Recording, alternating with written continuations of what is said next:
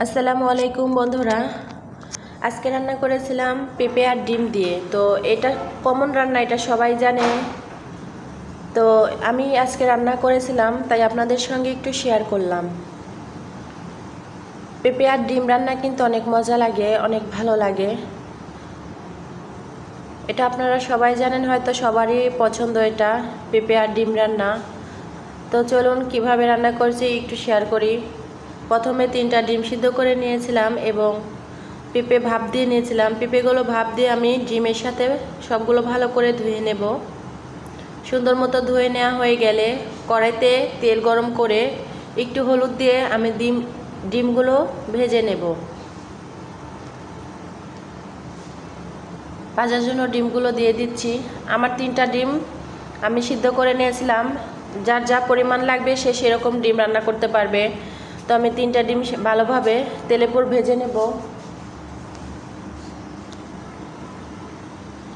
আস্তে আস্তে ভেজে নেওয়া হয়ে গেলে ডিমগুলো আমি উঠিয়ে দিব। তারপরে আমি কিছু পেঁয়াজ কুচি করে নিয়েছিলাম পেরেস্তা বানানোর জন্য, কারণ ডিমের তরকারিতে পেঁয়াজের পেস্টটা আমি আবার পাটায় পিষে তরকারিতে দেই, আমার অনেক ভালো লাগে। আর এই পেঁয়াজের সাথে আমি একটু এলাচ, একটু দারচিনি অ্যাড করে নেব। এই যে দিয়ে দিচ্ছি, এটা আমি ভালো করে ভেজে নেব, নাড়াচাড়া করে তেলের উপর ভেজে নেব। দেখুন আমার পেরেস্তাটা হয়ে গেছে। এখানে দারচিনি দিয়েছি এবং এলাচ দিয়েছি অল্প পরিমাণ। তারপর দেখুন আমি জিরা দিয়েছি। জিরাগুলো এর সাথে ভেজে নিয়ে আমি পাটায় পিষে নেব। ওটা হয়ে গেছে, তুলে নিয়ে তারপর তরকারিটা বসানোর জন্য আমি কাঁচামরিচ আর পেঁয়াজ অ্যাড করে দিয়ে ভালোভাবে কষিয়ে নেব। আদা বাটা, রসুন বাটা, পেঁয়াজ বাটা দিয়ে মরিচের গুঁড়া, হলুদের গুঁড়া, লবণ, জিরার গুঁড়া, গরম মশলার গুঁড়া এগুলো দিয়ে আমি ভালো করে তরকারিটা দেখুন কষিয়ে নেব। আস্তে আস্তে এটা কষানো কমপ্লিট হয়ে গেলে আমি অল্প পরিমাণ পানি দিয়ে দিয়েছিলাম সিদ্ধ হওয়ার জন্য। তারপর ঢাকনা দিয়ে একটু ঢেকে দিয়েছিলাম। ঢাকনাটা উঠায় দেখলাম আর একটু পানি দরকার সিদ্ধর জন্য। তারপর আমি একটু নেড়ে চেড়ে ভালো করে নেড়ে চেড়ে নিচ্ছিলাম। তরকারিটা এখনও পুরাটুক সিদ্ধ হয়েছিল না, পেঁপেগুলো একটু অসিদ্ধ হয়েছিল, তার জন্য আমি আবার একটু পানি দিয়ে দিয়েছিলাম অল্প পরিমাণ।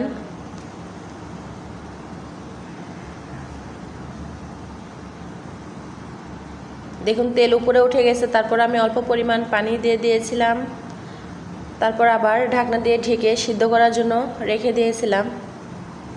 খুব অল্প সময়ে তরকারিটা হয়ে যায়।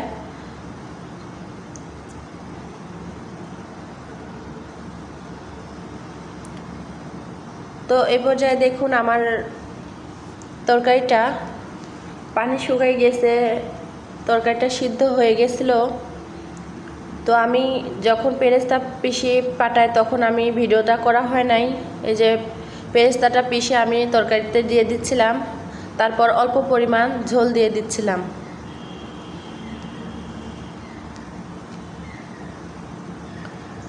অল্প পরিমাণ ঝোল দিয়ে তরকারিটা ভালোভাবে নেড়ে চেড়ে আমার তরকারিটা প্রায় হয়ে গেছে। তারপর তরকারিতে বলক উঠলেই আমি নামাই নিতাম।